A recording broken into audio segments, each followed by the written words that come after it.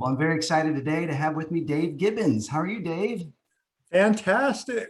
Oh, awesome, man. Well, I loved our years together in Southern California, there at Newsong as the pastor. You're an author, but you're also an entrepreneur. I would just love to hear your take as you're reaching out. How are you seeing people who with kind of that Christianity as part of their past finding faith in your context? Well, I think a lot of people are not searching for the particular faith that we were accustomed to because of this past year and a half. I think it's been more codified that it's not something they want to belong to. But in my context, we've actually grown a lot because of the positions we've taken more explicitly, around the racial reckoning, around Christian nationalism, white supremacy, Black Lives Matter, and also even sexuality issues. So we've attracted a different type of constituency that was looking for an environment like ours. I think that's a really important point. There's a sense of, I don't know what to say, so some folks don't say anything, but in doing so, some of the very people you're trying to reach assume the worst. They assume what they see on television. What Right. are some of the ways that your church has been involved with reconciliation when it comes to some of this racial disharmony in our culture? Well, I started day one, 26 years ago, because our one word focus has always been reconciliation. Mm. And it was birthed out of the LA, race riots that we saw, unfortunately. And then also just what I saw happening in the Asian church, which I was from, there's an exodus. So I felt there needed to be more of like a third culture, a multi-ethnic expression. So we've always been proactive in that, from a theological positioning, even when it wasn't popular, when people were saying focus upon like Saddleback Sam or unchurched Harry Mary, people like you. And we said, no, it's the exact opposite of that. Someone not like you. And so that's been a part of our narrative and our story. But I think everything got super codified with this last couple of years, where people got to see what our position is even more clearly and make sense of it. And so we've been involved in working with misfits and outsiders that are not connected to God, but also not connected to the church. And we've been doing that through active engagement and systemic transformation of cities. Wow. Yeah, talk a little bit about that because you are in the marketplace as well. You're not just a pastor who, studies 40 hours a week just to share a message. You're out there in the marketplace. What are some of the ways you're turning things upside down in cities, reaching out in that world? Yeah, well, number one is we looked at how we build a church, or how we look at church. The analogy in the past was like we're the destination center, and everybody comes for our show, for small group activity, community. All these are really good stuff, but we felt we need to flip the model where it's more about empowering people where they are. And so the analogy that we like to use is more like an X-Men Academy.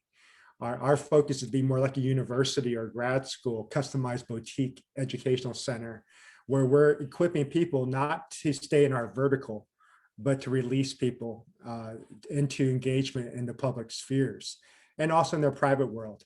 And I found that most of the time, if people join the church or join a community, it's like you get tied up and really super busy in that one vertical. And I just felt, man, we just took people out of the game, and it made it awkward and made it kind of weird, where people have to now figure out a way to invite you to church to get all the spiritual stuff. Yeah. And so we just reformatted it in terms of like metaphorically, but also system wise. It's all about helping people assess who their design is, and then help them develop a journey to living out that design in their private and public world. And then so the way we've been seeing that fleshed out is by these trainings that we've been doing, but workshops, but also I've been personally modeling it by giving much of my time towards the public sector. So I'm bivocational. I've been bivocational for 10 years or plus years, but even more so recently, where I want to show that this model can work within a company, for-profit company, whether it's secular or Christian. That was one of the things as we were partnering together, I was always amazed by just the way you've not only talked about, let's be fully engaged on mission wherever we're at, but actually doing that. Like you chose to be bivocational. I just love the way that the folks at Newsong, and I've seen it, some of your folks have been on staff and then they're back in the corporate world and back and forth. What are some of the things you do to help move your people to think like you do? Because that's not normal. Usually it's my church life is over here and my work life is over there.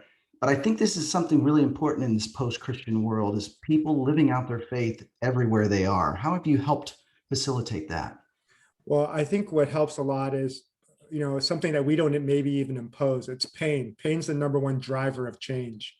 And so when people have seen the economic and cultural shifts of the globe, they're forced to re-examine everything. So that's happened now. So I think that's the number one thing that I don't have any control of. That's helped the most. What we've done to help expedite that is to first theologically demonstrate that, hey, this is from God. We're not trying to be PC. Literally it says in Genesis, be fruitful, multiply, subdue the whole earth. We weren't meant to live in Babels. We're meant to be a part of the globe. And then if you look at Jesus, he was in the city. He wasn't just inviting them to the temple. He was amidst them. And then the other thing we show them is Genesis 12, that they're called to bless the nations. And blessing is not just God bless you with some words, but it's when you see a person, you know them, you affirm them, and then you give access to capital or your inheritance, let's say. And so we're called to do that. So we show that theologically, and then we demonstrate that through personal practices where people need to see models of it. So that's why, to me, I started showing a model of how you can do this and live this out, so people can see that it's possible. And then the third thing we did is we started creating these experiences of training so people can then be equipped. And the truth is, you're going to want everybody to be involved, but usually about 10% get it or are ready to go for it. And then eventually that 10% will grow into a larger percentage. But to me, I'm shooting for that 10% that's ready to go for it. That's really good. During this crazy last couple years, especially during the pandemic, the racial reckoning, what are some of the things that you guys at Newsong have tried or done that's worked? I mean, you've basically been in a state that's not allowed you to meet. And so you've actually had to be more like what you were talking about for all these years, Yeah. But how have you seen that propel the mission forward? Well, it's been exciting because it was the only way we were able to worship. And worship was typically seen as preaching, singing, small group interaction. But now people see worship as justice. And so you can't get around that when you look at Isaiah, and then you look at how Jesus came to set people free and the oppressed. And so to me, people knew that in the realm of their psyche, but it never was dropped, I think, into their soul. So this became more evident, I think, during this period. And so the way we've been able to do that is by re-emphasizing the things we've been always talking about, but then showing them, okay, now we're doing it. And so let's show you how you do it. And the way we help people do it was by connecting to key people who are already in the city, who are already doing the action. And at that time, for example, Black Lives Matter, which has mixed reviews from especially Christian communities. But Black Lives Matter, regardless of what you believe about their sexuality positions or some of their social agendas, they're the ones that were really the prophetic ones that were doing anything in the streets. They were catalyzing a global movement. And so to me, I felt like, it's important for our community to partner with people who they may not fully agree with, but that's true even with Christians, but who hold to these values that are higher than some of the things that we will tend to divide over. So I kind of am a follower of like this graded absolutism, that there are some absolutes that are more important than other absolutes. And so, yeah. No, that's really a great way to describe it. I love that because just by partnering with them isn't saying we embrace everything they have to say, but the main thing they're trying to do is what we're trying to do. And even when it comes to Stop Asian Hate, what are Mhm. some of the things your church, which is a very multi-ethnic church, lots of third culture people, what are some of the things you've done that has helped the Asian community feel like the church is involved in this whole healing process and justice? Well, number one is not be silent. You know, there's a time I think for a lot of us we don't want to be so we'd say political. But what I realized it needs to be more nuanced. We don't want to be partisan, but we do need to be political because political means to be in the conversations that are meaningful in the city. Mhm. And so those who know Christ should be involved in that. We're bringing our values, our vision, but most importantly, love into the mix, which should help guide the agenda of any city. And so, to me, I think it's important that we engage in politics, but not partisanship. So we've emphasized it that way. And then the other AAPI stuff that to me is not just simply not being silent, but speaking up. Like it's when there's opportunities, don't be afraid to be a voice, because I think right now more than any other that I've seen in my lifetime, there is a prophetic side to our mission. And prophetic, not like where we're beating down people and shaming them, but against the spirit of love and humility that we go out and demonstrate that we're standing with the oppressed. We're standing with those who've been systemically abused. And so I think this is what Jesus would do. So I think if we don't do that, it's actually our silence is certainly complicity to this generation. So we have to be active by speaking up in the forums, whether it's on social media, whether it's at the workplace.